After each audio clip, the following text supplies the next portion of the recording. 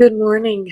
Welcome back to Bookeemonsters. My name is PK. It is Tuesday, October the 15th, and we are here to look at the new releases that have been published this week, and we look at them genre by genre. On Tuesdays, we look at the darker side of crime fiction. We look at mysteries and thrillers. On Mondays, we look at cozy mysteries. Wednesdays, we look at romance. Thursdays, we look at fantasy and science fiction. Friday is Freeform Friday. We usually look at the rest of the cozy mysteries because there's always a lot of those, or just whatever I want to look at. Because it's Freeform Friday that day. Um, Hope you had a good Monday. And I was gonna say, Kim, today's the day. I'm so happy for you. It'll be so good for you. The healing will just go boom. I love it. Quick announcements. I do have sprints tonight at 8 p.m. Eastern Time. They go for 2.5 hours. I do them 3 times a week, every Tuesday and Thursday evenings, and the Saturday afternoons. That one's for 5 hours. So we do a total of 10 hours of sprinting so that you can get through your TBR or work on a project or things like that. It's time carved out for you. All right, let's jump into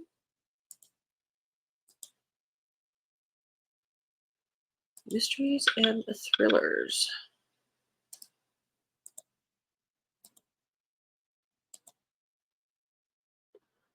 First up, Long Time Gone by Hannah Martian. Oh, that'd be a fun last name. I'm a Martian. In the small town of Wonderland, Wyoming, the truth is whatever the Coldwater family says it is. When their prodigal daughter, Jessica, was murdered 40 years ago, their truth was that Holly Prine killed her, regardless of Holly's innocence. But the Coldwaters aren't the only reason private investigator Quinn Cuthridge hasn't set foot in the town in nearly a decade. After her aunt sent her away when she was a teen, Quinn swore she'd never return. When she gets an unexpected call from her aunt's ranch hand, Hunter, Quinn learns that her aunt has gone missing. Reluctantly, she returns to Wyoming to investigate and soon realizes that her aunt was getting dangerously close to a long buried Wonderland secret, including who really murdered Jessica Coldwater. As Hunter and Quinn dig into what lies in the Wyoming backcountry, attraction flares between the two women. Oh, complicating their investigation and Quinn's steadfast refusal to have any ties to Wonderland. With someone threatening Quinn and her own dark past echoing in the present, Quinn must struggle against her hometown and herself to find the truth in this mystery. Wyoming set. Wyoming is a hop, skip, and a jump from where I live.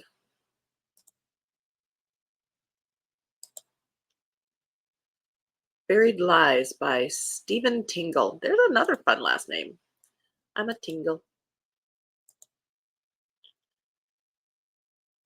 Former police officer turned private detective Davis Reed is taking refuge in the mountains of Crusoe, North Carolina, after a run-in with a biker gang dealt when after a run-in with a biker gang dealt him an unfavorable hand. That was very strange.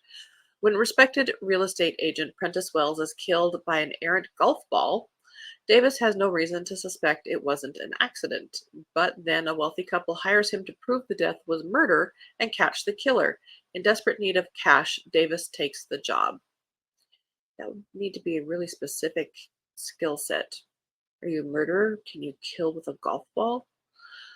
While Davis investigates who had the motive to kill Prentice, Elizabeth Harper, an accountant who stirs butterflies in Davis's stomach, uncovers a tangled mess of shady real estate deals linked to Prentice's firm. As the case garners media attention, Davis must carefully navigate a minefield of secrets and lies. With the help of his friend Dale Johnson, a local deputy whose mood changes with the wind, and Dale's cousin Floppy, a mad genius motor-mouth mechanic, Davis sets out to uncover a mystery that runs much deeper than he thinks.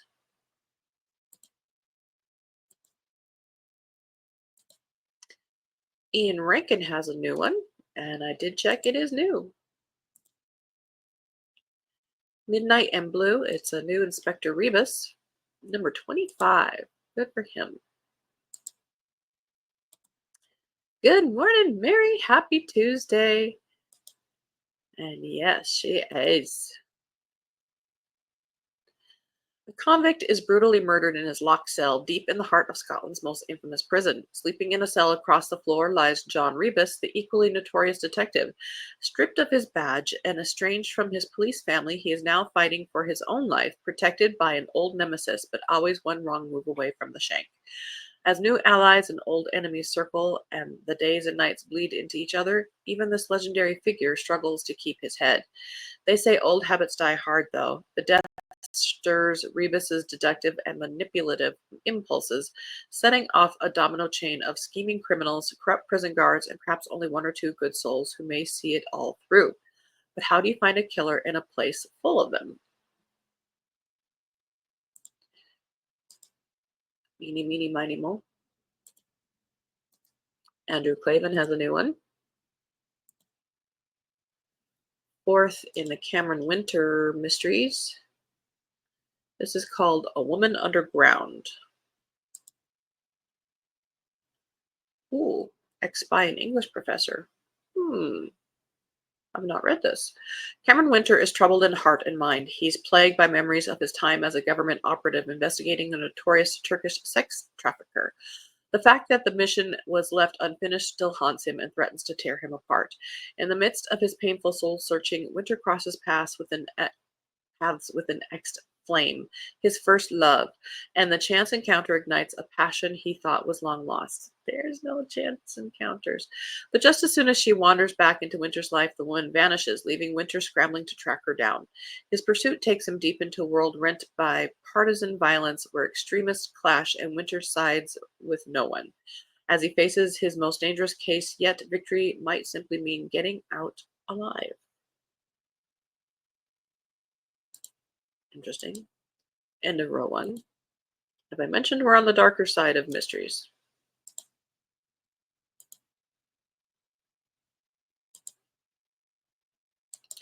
This one has a fun cover. I usually like Ian Rankin. Yeah, I read his earlier books in the series. I have not kept up on it per usual. That sounds really like it's taken a turn. Yes, just have to have an appointment with my PCP set up. Awesome! We're home for my weekend in Philly. We found, oh, good. The granddaughter looked gorgeous in each one she tried. Of course she did, but the perfect one was found. Oh, did she have the moment? Oh, what a great thing for you to share with her. That's so cool.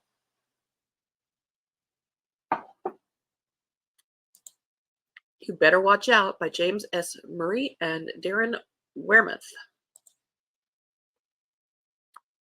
48 hours until Christmas, Jessica Kane wakes up with blurred vision, ears ringing, and in excruciating pain, a gash in her head and blood running down her face. The last thing she remembers is going for a run and something or someone hit her in the head.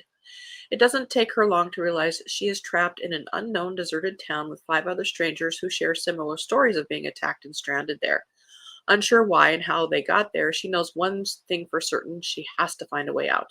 That becomes nearly impossible when someone is meticulously orchestrating their deaths, one by one, and the only thing Jessica can do is watch the life leave their eyes. The fenced-in town is the killer's very own playground, and there's nowhere left to hide. She better watch out because she could be next. Oh my.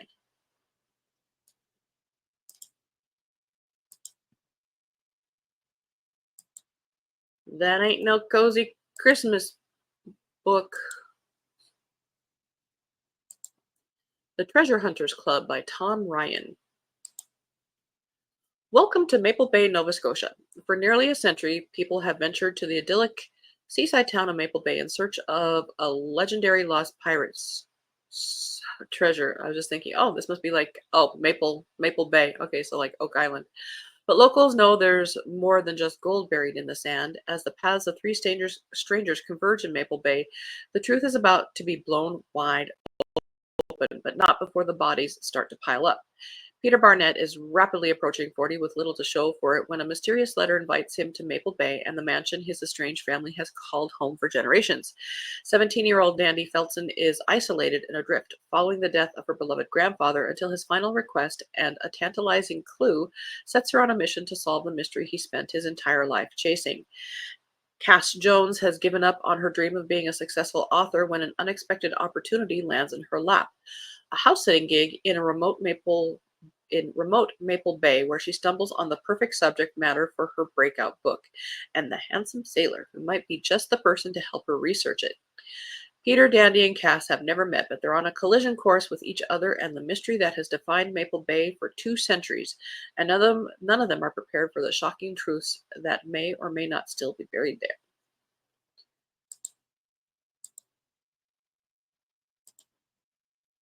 Michael Connolly has a new one. I did check.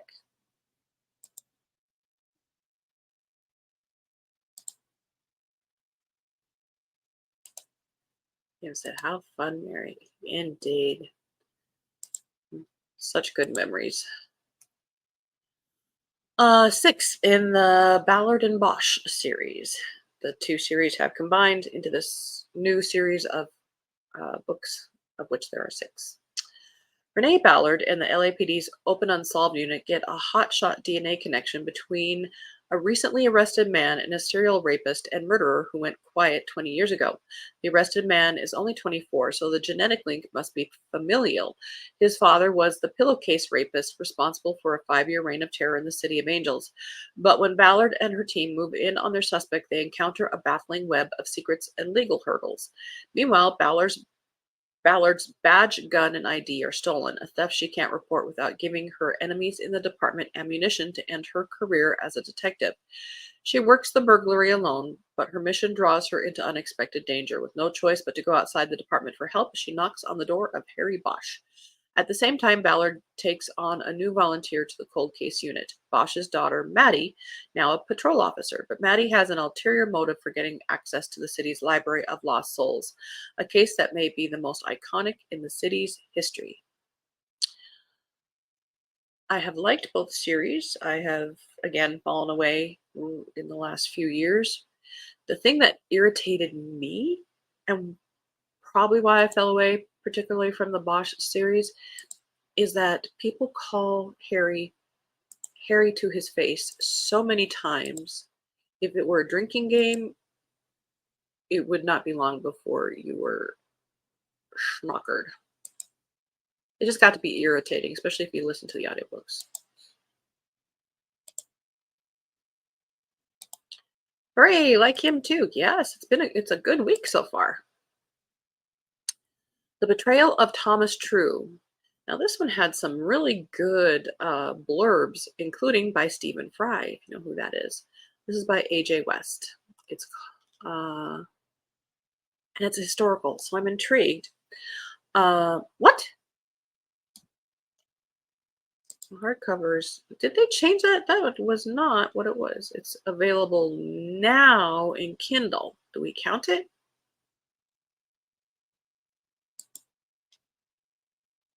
We'll have to remember in January not to count it.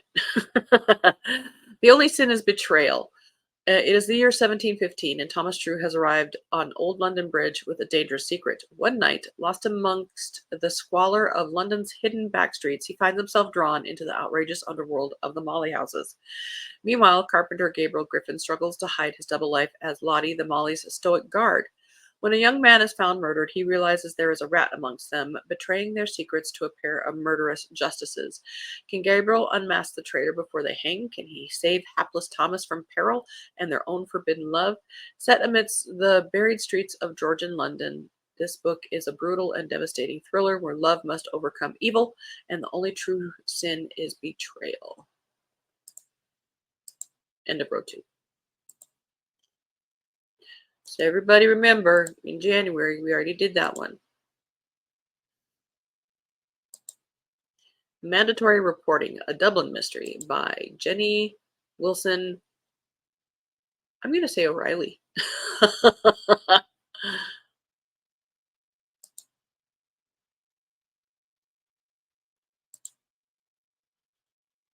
This is a debut.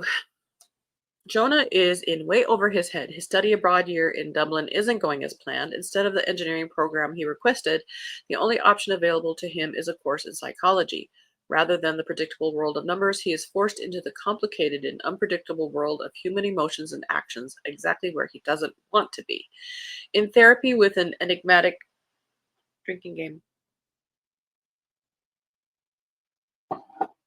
doctor, fumbling to acclimate to a new country and plunge into the quicksand of family mental health alongside a beautiful but troubled clinic supervisor, Jonah begins to unravel. How can he help others navigate the murky depths of family trauma when he's still fighting to survive his own? And then someone dies. Jonah is caught in the complex and unfamiliar web of relationships at the core of the Irish experience. He has the familiar feeling of being watched carefully, the familiar feeling that he is to blame. Did he reveal too much to his therapist? Has his work at the clinic enraged a violent father?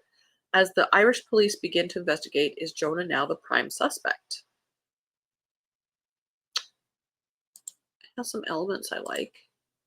Really depends on the writing, I guess. If they can pull it off. Behind You by Mac Omer. I think it was Riley.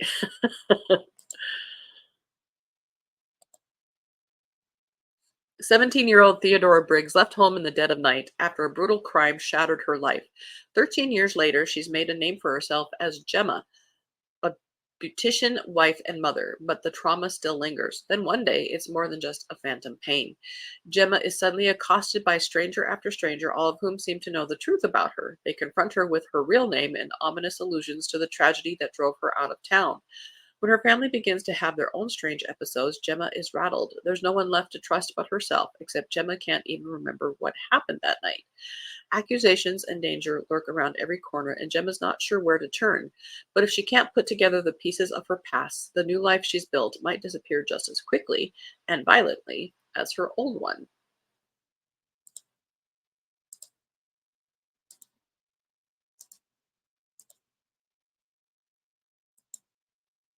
This ends now, second in the Detective Sheridan Haller series. In Liverpool, a woman inexplicably leaps to her death. The following morning, two bodies are found on nearby Crosby Beach, a woman tied to a statue and a man buried up to his neck and left to drown. Ugh. When a 9-month-old murder case is reopened, DI Sheridan Haller is shocked to uncover family connections between the victim, Daniel Parks, and the three unexplained deaths. With Daniel's body still missing and the number one suspect cleared of the crime, Haller's cold case suddenly becomes a major murder investigation. Someone seems hell-bent on destroying the Parks family, but why? And as the links between the victims become increasingly sinister, can D.I. Haller find who's pulling the strings before the killer strikes again?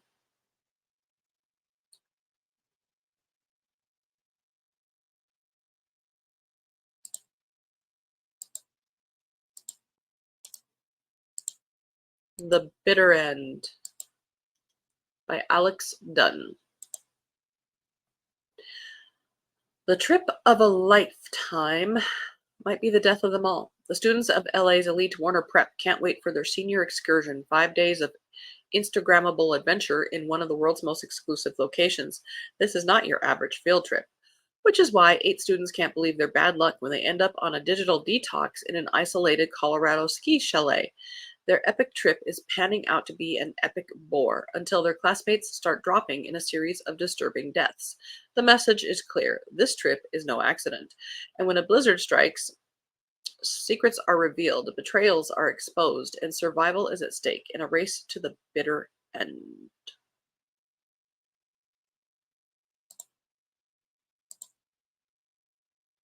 And our last one,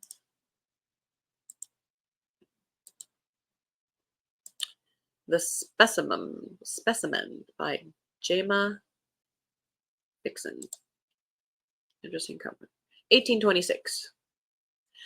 Isabel Tate finds herself by chance staring at a tiny human heart floating in a jar. Should be of little consequence. Dr. Burnett is renowned for his collection of oddities and medical specimens, and this, a juvenile heart with a damaged mitral valve, is not the strangest thing on display, except that the condition is rare and that Isabel's young son, who has been missing for months, suffered from the ailment.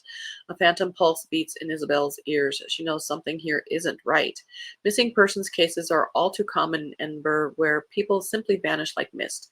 But Burnett is obsessed with his specimens. How far would he go to acquire a new one?